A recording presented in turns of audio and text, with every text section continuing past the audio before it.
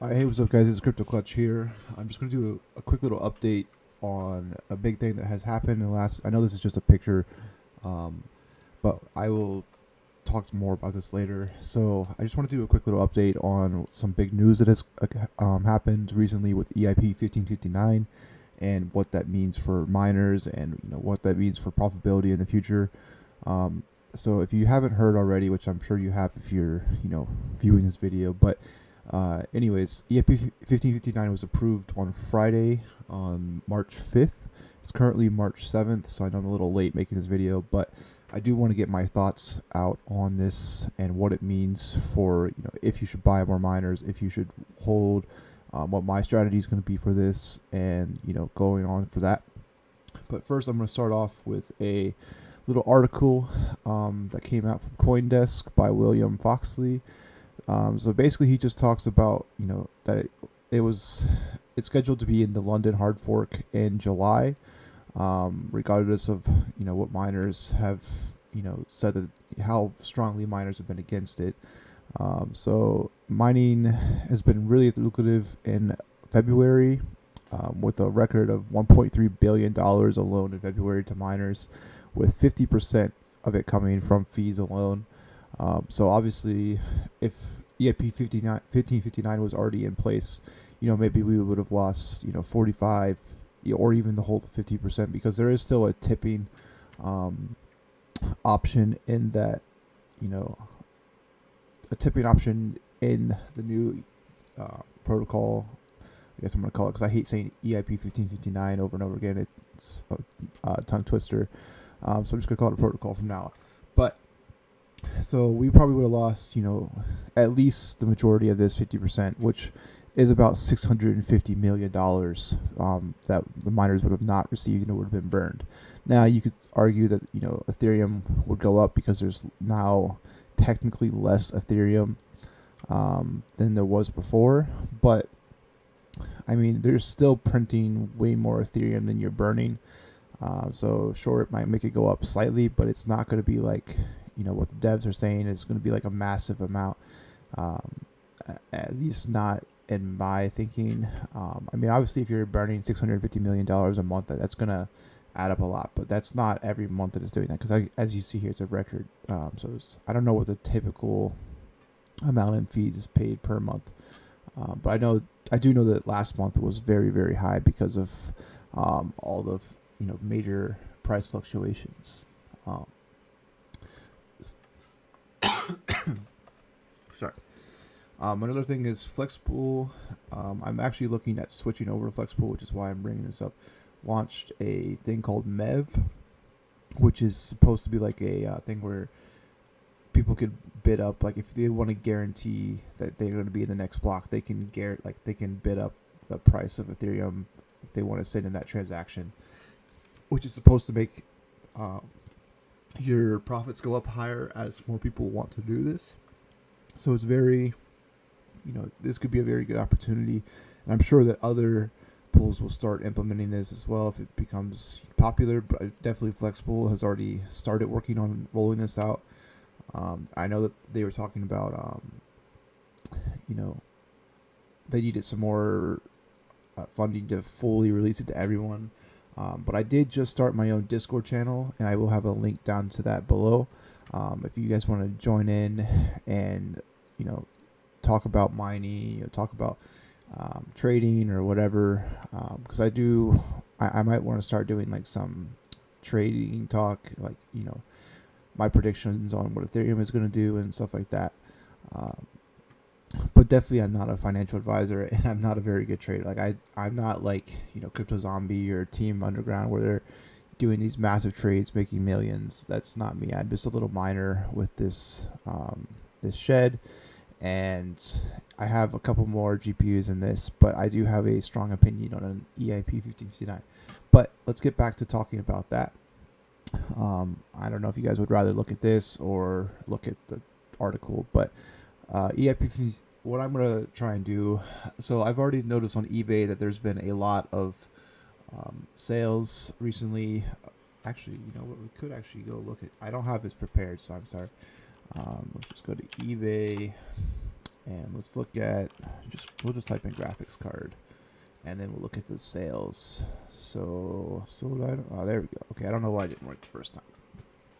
And then we get to ended recently. Okay, so I mean this is not at all what I was expecting to see. Okay, that's a 4 gigabyte. So I was actually expecting to see this down lower because I think that they were starting to go a little bit lower yesterday. Let me see if I can find some. Anyways, there's a lot of cards being sold. Like as you can see, this is all just from today, and it's currently 2 o'clock. So 3070s are still going for a lot. I mean that's cheaper than normal for 3060 Ti. Yeah, see, like this, the one before that went for 1150, and I would say this is a better brand. It's from that might not be real. Okay. Anyways, so with EIP 1559 being a scare, I have a feeling that people are gonna start fire selling their GPUs. People who are unsure about, how much profits they're gonna be after that happens, because I mean currently the net hash just keeps going up and up, and it's crazy, but I don't think that we're even close to the top of the market, like at all. So we could definitely see like a much higher Ethereum, like at least a $3,000 or $4,000 Ethereum, which would be, you're talking potentially double the current profits, which would be awesome. And then if you can afford to hold like pretty much all of your Ethereum that you're getting now, I mean obviously it'd be worth double compared to what it is right now if it gets up to those prices, and it could even go higher. I mean there's there's a lot of things pointing towards another 4-year cycle or even a break of the 4-year cycle, and it just keeps going. But I'm not really too sure, but my kind of plan is I'm sure people are going to start selling their GPUs because EIP 1559 is coming. Yeah, so like if this is a real one, this is a $300 578 gig, which those earlier were going for 400. So I mean, you could definitely find some decent deals on here, if you just sit here and watch it all day. But I was just kind of looking because I would have thought that people were selling their stuff a little cheaper than normal because they're scared of EIP 1559, but that might only become a thing as it gets closer, because it's currently March. We have 1, 2, 3, 4, 5 months before, and we don't even know the exact date of when that hard fork is going to happen. So it could be towards the end of the month, it could be towards the start, it could even technically come up into June, depending on when they have it set, what block number and how long it takes to get to that block number. So we don't know the exact date yet because it's still a long ways away, at least 4 months away. So basically, like, the only GPUs that I would buy is if it's worth like around 100-day ROI. So like 125 days, that's not bad. That's still a pretty good buy. But anything more than that really should be your cutoff. And I wouldn't buy a GPU just because it's a slightly better deal than that. Like, say you can find a 3060 for, I don't know, $800. Like, they're currently not making enough to really justify, unless you just like are super, like you don't really care about even after Ethereum profits go down, say 30 to 40% because of the EIP 1559. You just in it for the long haul, and even that reduced mining profits are still going to be enough for you. I mean, unless that's you, which to me doesn't make a whole lot of sense, because after that happens, these cards, I mean, unless Ethereum is like $10,000, these cards are going to be going for less than what they are right now. Is my thinking, and my kind of plan is look for any good deals I can find. Amazon restocks, Newegg restocks, Best Buy restocks, buy as much as I possibly can, and kind of hold as much Ethereum as I can as well, and just ride the wave. As Crypto Zombie says, the trend is your friend until the end, and currently we are still trending upwards, and we haven't broken that trend. So until that trend gets broken, I'm not too concerned about what's going on.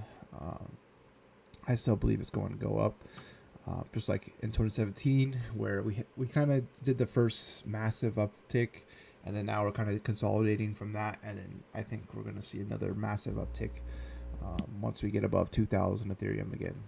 Um, so, but yeah, that's basically my strategy. Is wait for good deals on cards. Don't just go out and buy a bunch of these GPUs just because there's a lot of stock.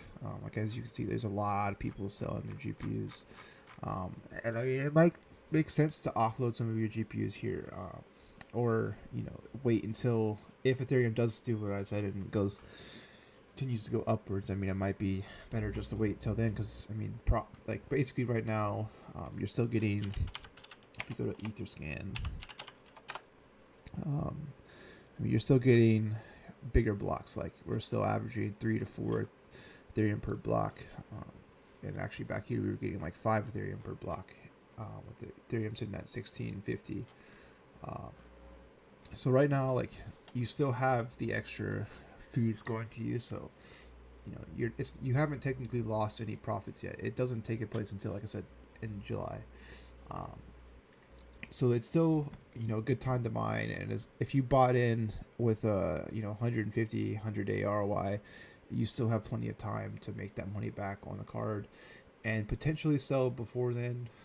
But the prices of stuff might start going down if a lot of people start doing that, or they sell um, their cards right before EIP 59 takes place, which definitely happens. So like for an example, I bought 160 474 gigs for $45 each shipped, which now, as you can see over here, is 4 GB. Now mine were fanless cards and they're mining edition, so they don't have the display ports going out. Well, they do have one HDMI, but they don't have the 4 different display ports going out. And I mean, this one went for $210 plus $20 shipping. Now, obviously, the seller would lose. It's about 12%. You lose the 12 to 13% due to fees. So he lost what, $24 ish of that. So he only really profited about $180, which is still really good. I mean, so if I was able to sell these cards even for 150 each, I tripled my money on top of the money that they were making for the last like 5 or 6 months, and 4 of those months they were mining Ethereum. So you can kind of tell like that deal worked out really well for me. But that was back when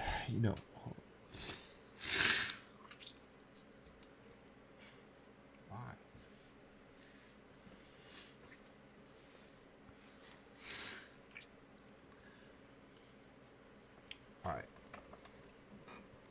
So that was back when Ethereum 4 GB DAG was about to become a thing, and people were scared that they wouldn't have anything else to mine, which I should have prepped more stuff because I'm talking about a bunch of stuff. But let's just look at this. Actually, we need to look here. So basically people were scared about Ravencoin, and would it be enough to take over and make it profitable for 4 GB cards to mine. So all of January, most of the 4 GB cards were still on Ethereum due to zombie mode, and you can kind of see Ravencoin was only about 1.5 cents ish, and it didn't really do much for the whole month of January. And then February 1st, the first time it was really starting to get down to like you get in like 10 15 mega hash per card. Like that's when people were like, okay, I kind of need something else to mine because I'm not making that much on these cards anymore.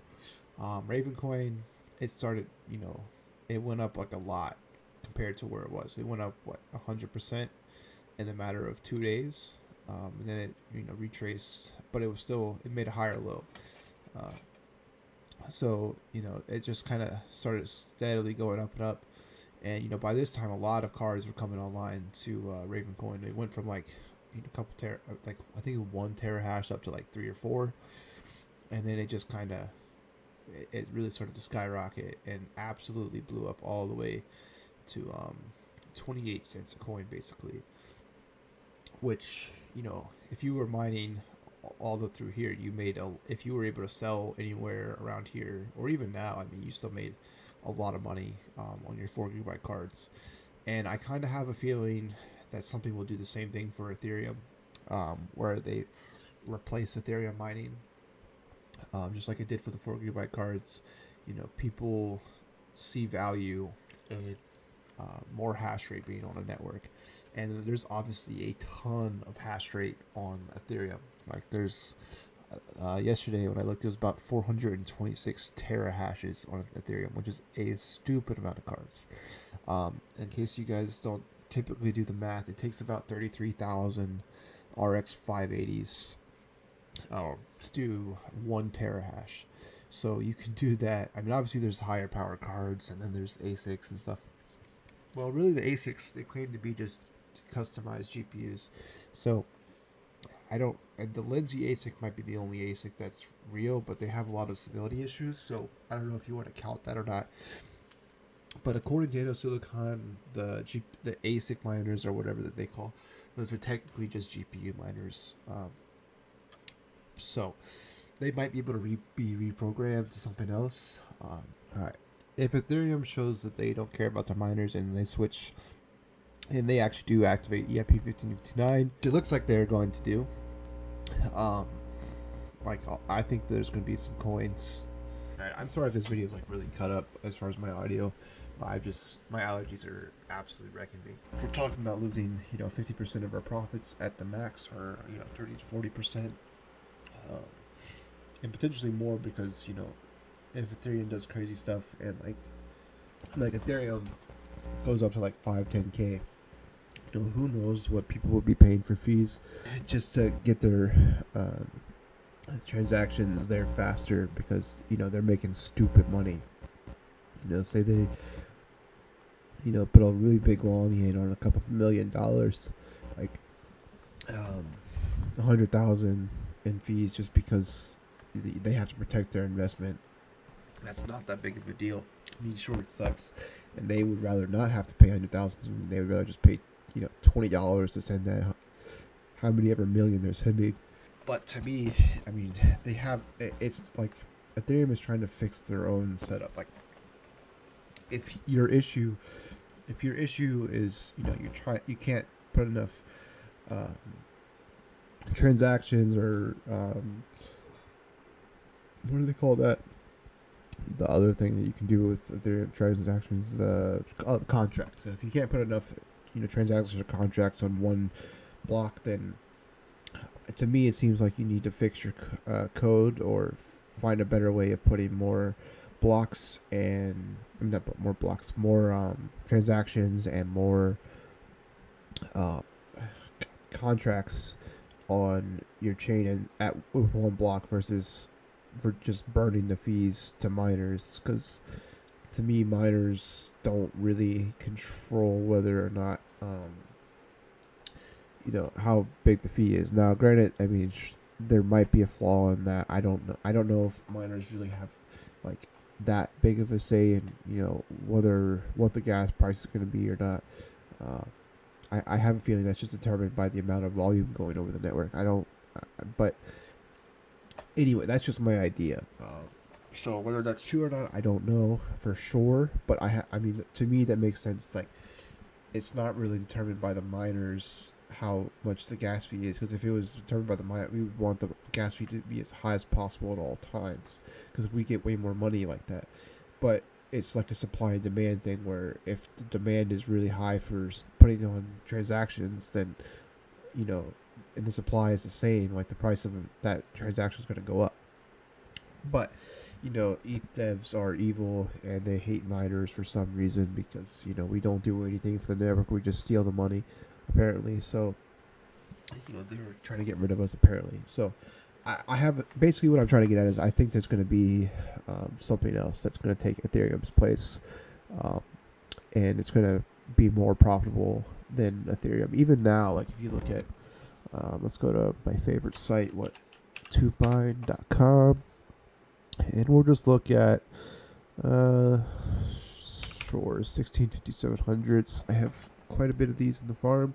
So they're up to $74 a day, which if I looked at it yesterday, it was about $50 a day. So definitely the block rewards are helping out there. Oh, and also the hash rate is down, which is probably just, you know, big farms losing stuff. I don't know. That's obviously on my power rates. So obviously you guys, I mean, really the power rates don't make that big of a difference. But we'll just put 11 cents because that's pretty standard. So I don't remember what the difference was, but it like barely moved. So anyway, wait, is that 1 cent? I'm an idiot. Okay.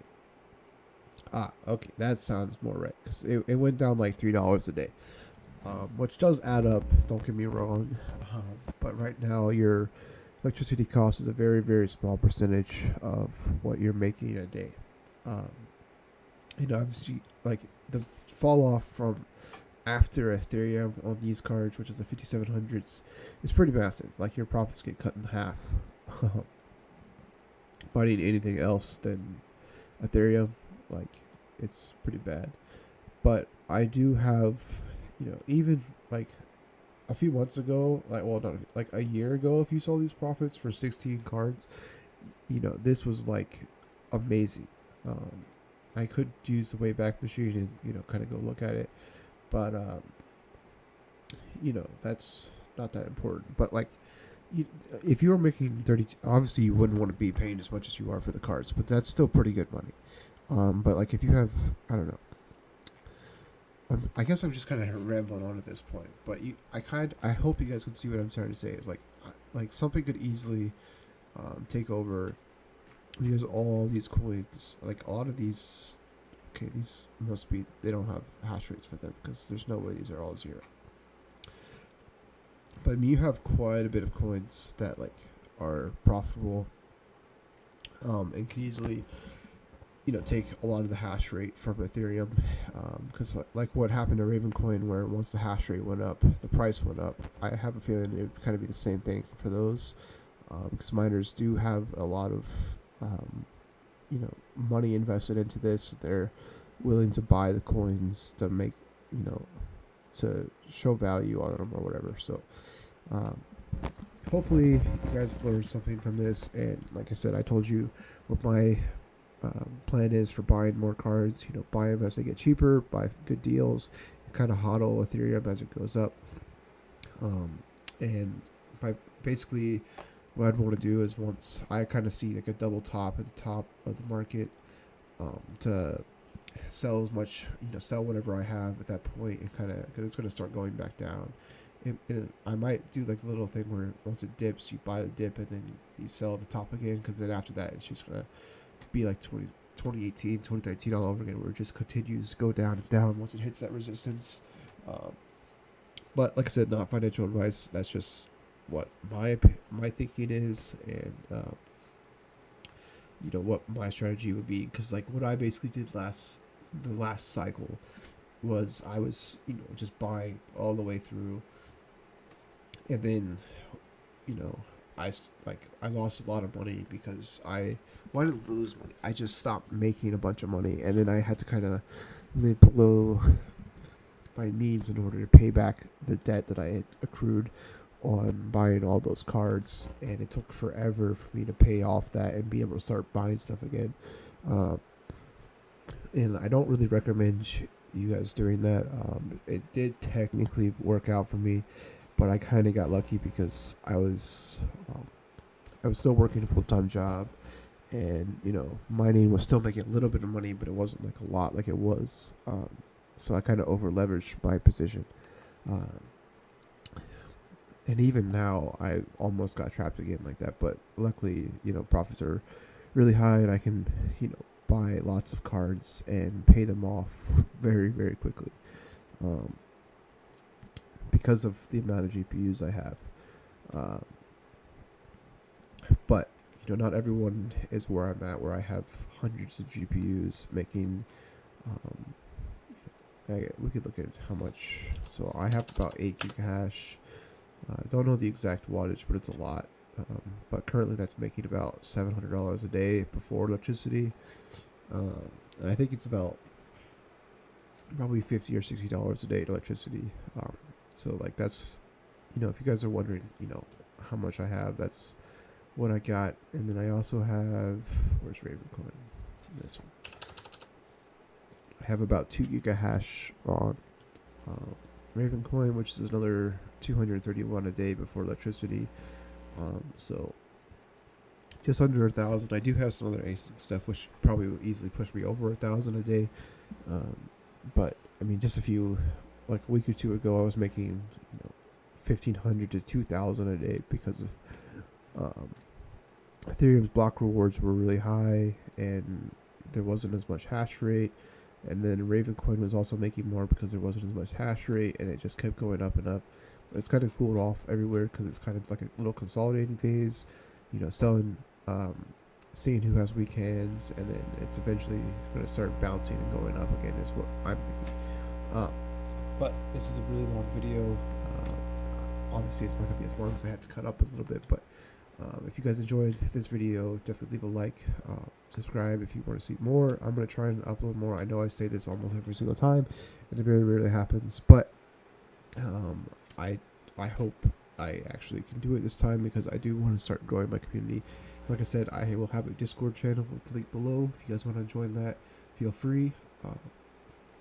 It's basically just going to be a place where you can, if we find good deals on graphics cards, we're going to post them there. If Newegg restocks, we're going to post a link on there and add everyone or whatever, and try and get as many people good price GPUs as we can.